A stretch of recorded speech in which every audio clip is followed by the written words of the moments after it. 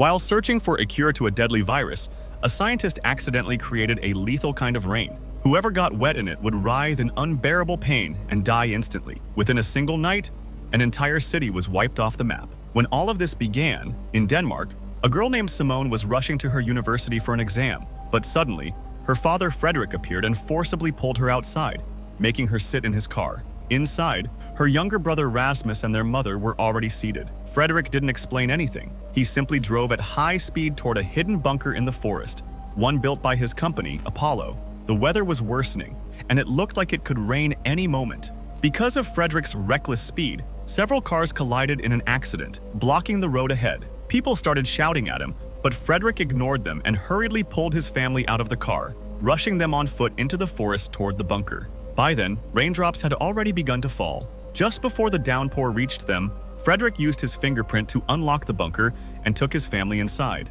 Simone and Rasmus were confused. Why had their father brought them here? The bunker was stocked with food and water to last for years and had its own air filtration system. Simone tried asking her father, but before she could, Frederick suited up in protective gear and prepared to leave. He only told her one thing: under no circumstances should they leave the bunker until he returned for them. When Simone tried to stop him and demanded answers, Frederick revealed the truth. The rain carried a deadly virus. Anyone who came into contact with it would become infected, writhe in pain, and die within moments. Since Frederick was the only one capable of finding a cure, he had to go to his company's headquarters. Before leaving, he asked Simone to take special care of Rasmus, because one day, he would be needed to fix everything. Though Simone didn't fully understand, Frederick left. When Simone checked her phone, her heart sank. The internet was flooded with horrifying reports of mass deaths. Panic had consumed the entire world. Disturbed, Simone turned to Rasmus for comfort. Their mother reassured them that as long as they stayed in the bunker, they were safe. But no matter what, they must never step outside. Just then, someone knocked on the bunker door. Rasmus thought it was his father returning. Ignoring his mother's warnings, he opened the door, only to find a man outside, writhing in agony from the infected rain.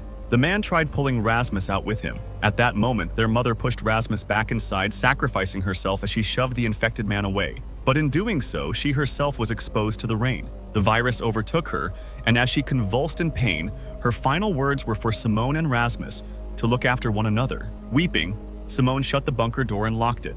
Inside, she desperately tried calling Frederick, but her phone couldn't connect. Terrified, she remembered his words, that she must remain calm for Rasmus' sake. Gathering her strength, Simone checked the bunker's systems and discovered that many similar bunkers had been built by Apollo across the region. She tried to contact them, but none responded. While searching the supplies, Simone found a radio. Through it, she managed to connect with a man hiding in his own basement. Conditions outside were catastrophic, he told her. Some survivors were being moved to nearby hospitals to save what was left of humanity. Hearing this, Simone gave him Frederick's number, begging him to try contacting her father. But even his attempts failed. There was no response from Frederick's end. The man speculated that Frederick might already be dead, because in those conditions, it was nearly impossible for anyone to survive. Suddenly, the city's power went out. The connection between Simone and the man was cut, leaving her completely isolated. Now, Simon kept taking care of Rasmus while living inside the bunker. But even after one whole week passed, when Frederick didn't return, Simon gathered her courage and tried to go outside. She put on a PPE suit and reached the bunker's gate, but suddenly, visions of her mother's death started appearing before her eyes. Out of fear, she quickly went back inside the bunker. Rasmus also didn't want her to step out because even at such a young age, he understood how truly dangerous the outside world was. In this way, a whole month passed. During this time, Simon often faced difficulty in taking care of Rasmus. Still, she tried her best to be a responsible sister and look after him. Alongside, she also kept learning about the bunker's systems and supplies. While doing this, a sudden memory struck her that some time ago, her brother had suffered from a strange virus that no one knew anything about. At that time, Frederick himself had created an antidote and given it to Rasmus. Later, Frederick's company also learned about that virus and ordered him to submit all its reports. So maybe it was Frederick who had actually created that virus. Anyway, in the present, almost 6 years had now passed. But still, Simon had no clue about Frederick's whereabouts. By now, Rasmus had grown up too, and he wanted to go outside to search for more food since they only had a few days of supplies left. Simon reluctantly agreed, but first she wanted to check the dangers of the outside world herself. So one night, after Rasmus fell asleep, Simon put on her PPE suit again and stepped outside the bunker. Just like before, visions of her mother haunted her, but this time she controlled herself and finally managed to walk out. Outside, her mother's body had already decayed into a skeleton. Near it, she saw a deer, and following it further, she reached the road where many abandoned cars stood and the whole area was overgrown with forest. Ignoring all this, Simon kept moving forward until she reached the hospital where survivors were supposedly kept safe. She called out many times, but no one responded. Inside, she discovered total destruction, bodies scattered everywhere. Suddenly, a wolf appeared in front of her. To save herself, Simon rushed into a nearby room and hid there. A little later, she returned safely to the bunker and told Rasmus everything, that the outside world was still in complete ruin. If they wanted to survive, they had to find another bunker like theirs, somewhere in the same city. Hearing this, Rasmus agreed, and the very next day they planned to go out and search for one. But that night, as they slept, the oxygen level in the bunker started dropping dangerously. Neither of them realized it until Simon fainted due to lack of oxygen. Luckily, Rasmus was awakened by the alarm system in time. He quickly dragged Simon outside the bunker. Surprisingly, even though they were without PPE suits, nothing happened to them. This meant that after so many years, it was finally possible to survive outside without protective gear. But just then, a group of strangers held them at gunpoint. These people had already spotted Simon outside earlier, and when she returned to the bunker, they deliberately cut off the oxygen supply, forcing them out so they could loot the bunker's supplies. The strangers locked Simon and Rasmus inside a room at gunpoint while they searched for food and water. However, since Simon and Rasmus's own supplies had already run out, the intruders found nothing. Furious, their leader Martin decided to abandon them inside to die. But Simon, knowing this, quickly wrote a message on a glass and showed it to him. She knew where more supplies could be found. To prove it, she smashed the pipe that contained maps of the other bunkers. Now, if Martin wanted food, he had no choice but to keep Simon and Rasmus alive, since only Simon knew the locations by memory. Looking at Simon, Martin suddenly recalled a time from his past, when a woman had once deceived him. Back then, Martin was a soldier assigned to guard a bridge during the outbreak. His duty was to stop people from escaping so the infection wouldn't spread outside the city. One day, while on duty, he saw a woman carrying her child, sneaking across from beneath the bridge. Martin fired warning shots to scare her, but she didn't stop, fearlessly crossing over to the other side. Out of pity, Martin didn't kill her, but soon after, his fellow soldiers called him into their tent. There, Martin discovered that the woman he spared was actually infected. Because of her, everyone in the tent became infected and died. While narrating this memory, Martin's face turned grim, filled with pain and anger. Martin's companion was also killed, which left him deeply disturbed. From that moment on, Martin decided that in order to survive, he would never again trust anyone. Thinking about all this, he rejected Simon's deal. But later, when his teammate Patrick reminded him about the condition of the rest of their group, that without food they wouldn't be able to survive for long, Martin was forced to reconsider. He finally accepted Simon's words, freed both Simon and Rasmus, and took them along with his group. Naturally, after stepping out into the open air after so many years, Simon and Rasmus felt extremely relieved and happy. During conversations with Martin and his group, they also came to know the horrifying truth of the world, that now there was such a terrible shortage of food that people had even started killing and eating one another. Hearing this, Simon and Rasmus were completely shocked. Just then, not too far away, another team appeared. These people used drones equipped with thermal sensors to track down survivors, only to kill and eat them. The moment Martin spotted the drones, he quickly covered Simon and the others with aluminum foil, which hid their heat signatures and kept them from being detected. But nearby there were two other survivors. One of them, a young woman, ran directly towards Simon and the group. Seeing this, Simon insisted they help her. Martin refused outright. However, Beatrice, a woman from Martin's team, chose to support Simon. Both of them ran after the woman to try and save her.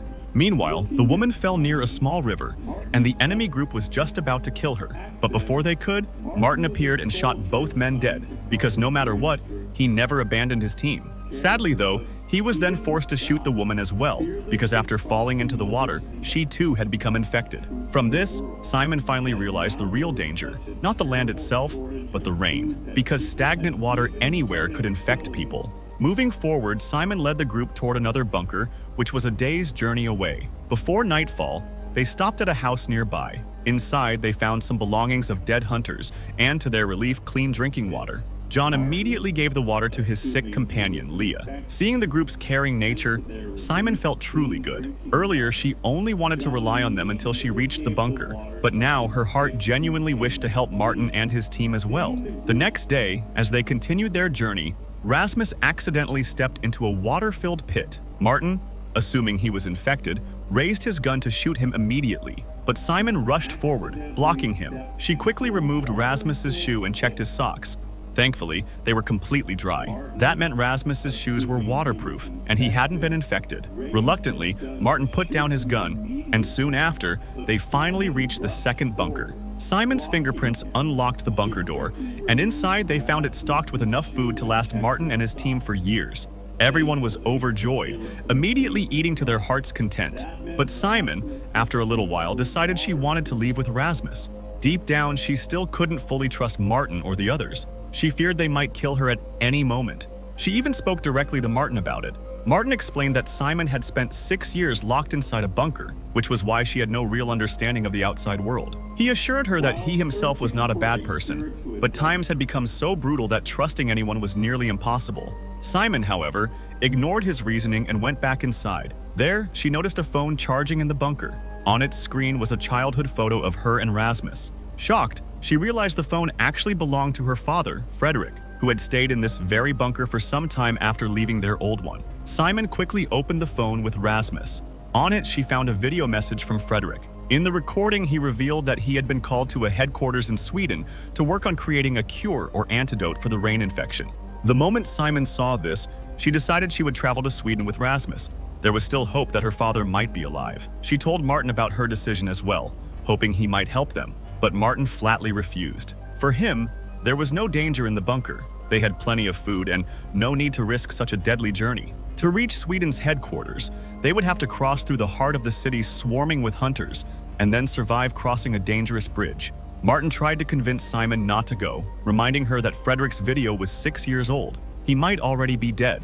And if Frederick really had succeeded in making a cure, surely word would have reached Martin by now, but no such news ever came. Simon, however, did not listen. She gathered a few days' worth of supplies and left the bunker with Rasmus. Beatrice, along with John and Leah, decided to join her, as they truly wanted to support Simon. Leah especially knew she was alive only because Simon had helped her reach the bunker. And besides, Martin and Patrick had once planned to kill John, Leah, and Beatrice too. Back then, Martin and Patrick didn't know them, and when the three were traveling together, Martin and Patrick captured them with the intent to loot and kill. To save herself, Beatrice had then revealed the location of one of her hideouts where they had stored food. Instead of killing them, Martin took the group there. The 5 of them shared the food, talking and enjoying together, and truly, for that moment, it had felt good to be together. Back in the past, during the night, Beatrice had asked Martin if she could stay with him. Since he was the leader, he provided her with protection, and in return, she followed his instructions.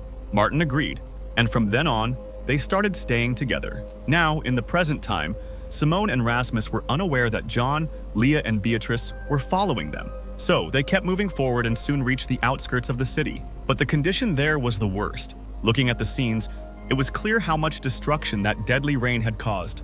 On the way, they noticed a bus blocking the road. Both of them were also tired, so they decided to climb into the bus to take some rest. But after a while, they saw the shadows of some people outside. Immediately, they went quiet inside the bus. However, those shadows turned out to be Beatrice, John, and Leah. Seeing them made Simone very happy. She suggested that they should all go to the bunker so that they could live safely there. But the 3 of them had already decided that they wanted to stay with Simone, so they all went nearby to eat together. Just then, a large group of hunters appeared, forcing them to flee immediately. During the escape, Simone got separated from the group. While running, she reached a wire fence covered with posters of missing people. Looking at those posters made her feel deeply disturbed. At that moment, she noticed a little boy on the other side of the fence, standing all alone. Since it was about to rain again, Simone quickly brought the boy with her into a nearby building. The boy was so hungry that he was eating painkillers to satisfy his hunger. Shocked, Simone gave him some food from her own supplies.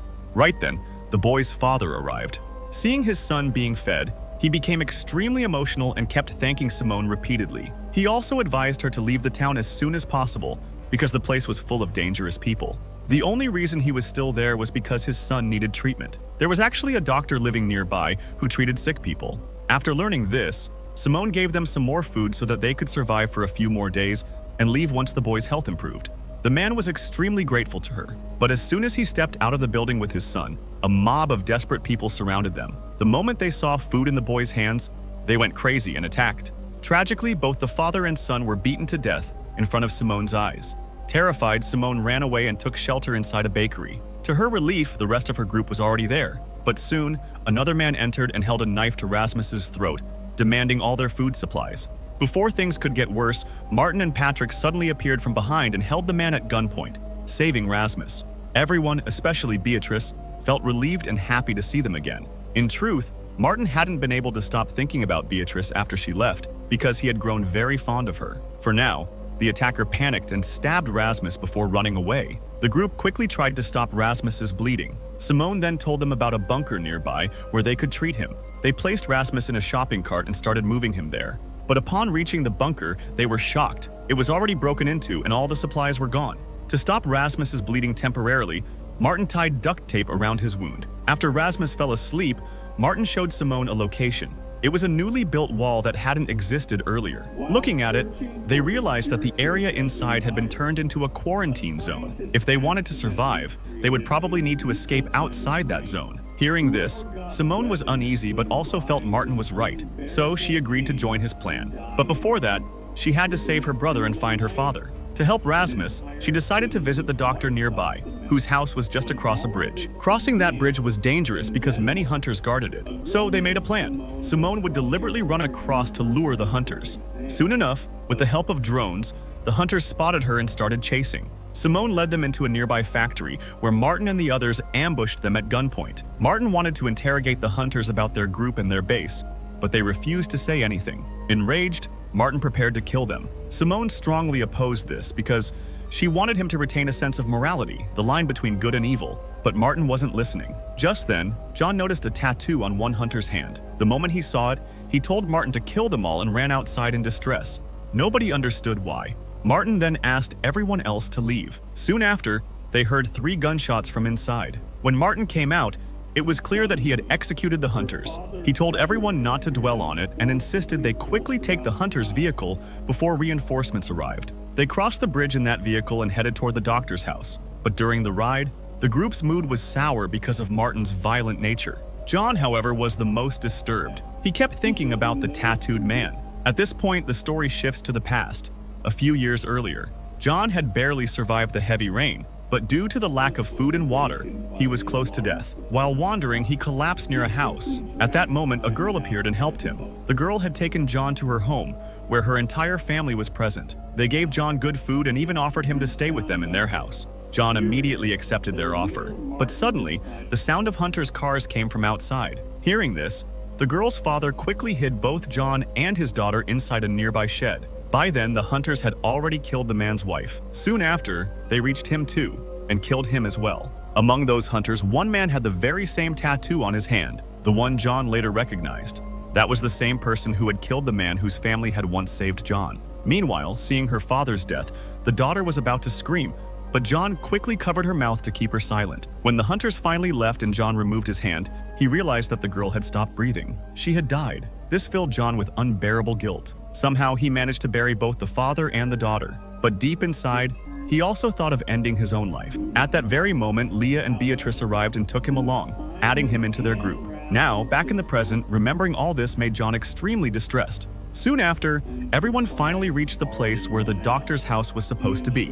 But since there were many houses around, it was very difficult to figure out which one belonged to the doctor. With the help of a drone, they eventually located it. But as they approached the house, the doctor came out holding a gun and pointed it at them. Somehow, Simone managed to calm her down and showed her Rasmus's critical condition. Seeing this, the doctor agreed to help. She took Rasmus inside with the others and stitched his wound, making his condition improve slightly. While talking, Simone learned that the doctor once had a husband and 2 daughters, but she lost them all during the very first rain. Since then, she had been living alone, helping anyone who came to her for aid. Simone then told her about her father, Frederick.